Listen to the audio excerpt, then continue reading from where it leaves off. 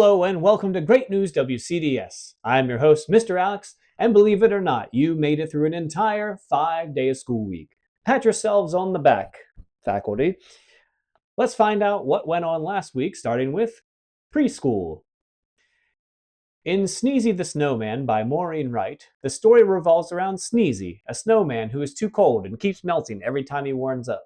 His friends try to help him by giving him cocoa, but that only makes him melt faster.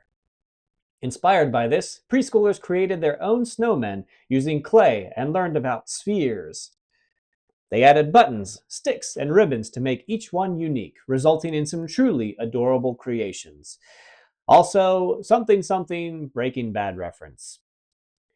In junior kindergarten, in JK, cakes and pastries have become a big hit in the Play-Doh and Blocks centers, with kids creating everything from tall block cakes decorated with gems to smaller dough cakes covered in crystals and beads. Inspired by baking, the children decorated boxes with pretend icing, a mix of glue, shaving cream, and food coloring, sprinkles, and glitter. They loved using piping bags to squeeze on the icing. With that in mind, JK has invited any faculty member to stop on down and play a round of Is It Cake? I ate some. It's not. In senior kindergarten, the topic of magnets is being explored. This week, the children learned new vocabulary words, attract and repel, and explored magnetic fields in the North and South Poles. They read Magnet Max by Monica Hughes, where Max discovers objects that attract and repel. Inspired by the story, the kids searched the classroom to see what magnets would attract, sparking lots of engagement and thoughtful conversations. Next week, they will explore how opposites attract from guest scientist Paula Abdul. In first grade, for their MLK service project, first grade made dog treats for the Ohio County Animal Shelter. Clearly, everyone loved getting their hands goopy for the dogs. Do you know how animals stay warm in the Arctic? Blubber. The students had fun emulating blubber. They put their hands in a baggie, then inserted it into a baggie of shortening. When they submerged their hand in ice-cold water, their hand stayed warm, just like Arctic animals. Just make sure to keep your blubber separated from your flubber, or you're going to have to watch out for flying polar bears. In second grade, second grade is reading. Maybe I'll just pop on over to, sorry. I didn't mean to interrupt. Let me just, okay, shh. Let me try, okay, maybe let's come back another time when they're not reading. In third grade is hard at work on their marketplace businesses. I don't want to give too much away, but just know sometime soon there will be some pretty awesome items that you yourself can purchase.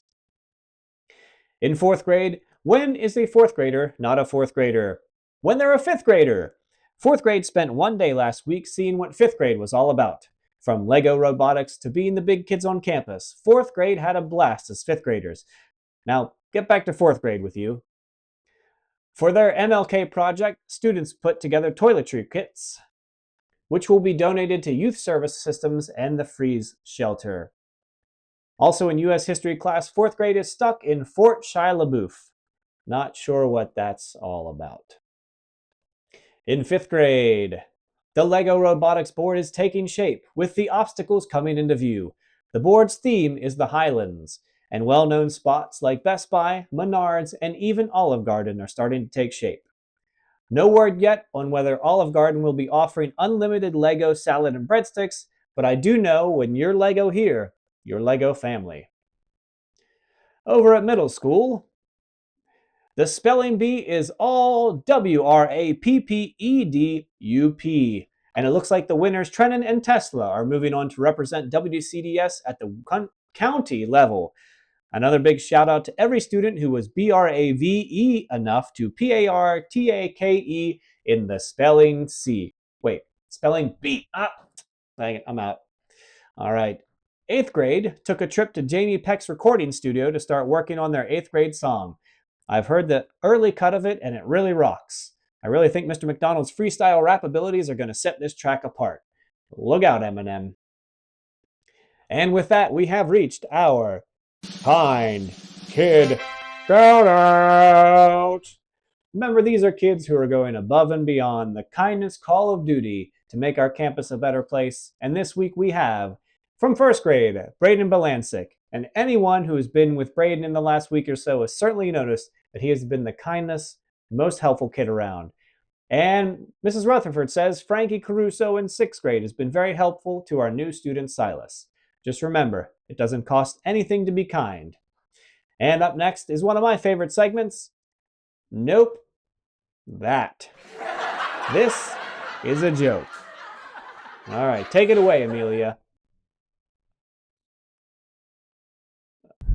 Hi, my name is Amelia and I'm from third grade, and since it is the first day of Lunar New Year, I thought of telling a joke. I found out what is wrong with my brain. On the right side there is nothing left, and on the left side there is nothing right. Thank you. All right, well done. And lastly, our words of wisdom this week come from Henry Ford. When everything seems to be going against you, remember that the airplane takes off against the wind, not with it. Henry Ford. And with that in mind, I'm going to fly away now.